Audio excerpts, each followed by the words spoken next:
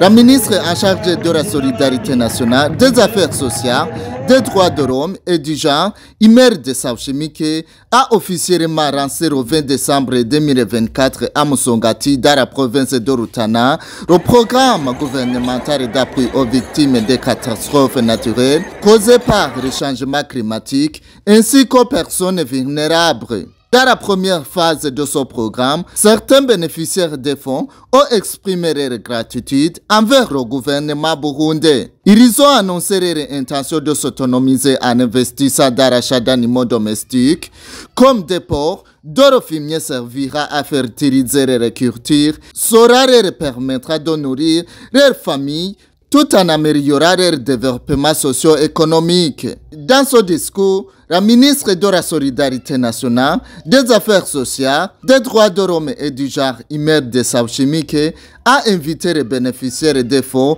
à envisager de lancer des petits projets pour s'autonomiser. Elle les a exhortés à ne pas se contenter de vivre comme avant, mais à utiliser ces fonds pour travailler ensemble et améliorer leurs conditions de vie. Elle a également encouragé les bénéficiaires à faire tout le possible pour s'adapter aux défis liés au changement climatique. La ministre a rappelé que le gouvernement du Burundi a mis en place un mécanisme de soutien financier destiné aux victimes de catastrophes naturelles et aux personnes vulnérables à travers son ministère.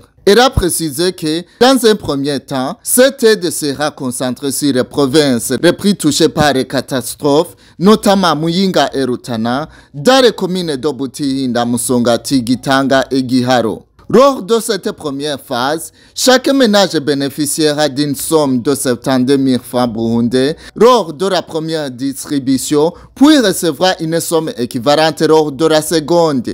La ministre a souligné que, bien que le montant puisse sembler modeste, il suffit parfois de commencer avec un seul râpé ou une seule chèvre pour obtenir des résultats impressionnants.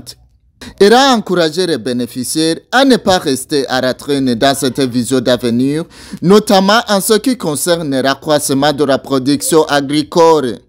Pour conclure, la ministre a remercié ses collaborateurs engagés dans ce programme gouvernemental d'assistance aux personnes vulnérables.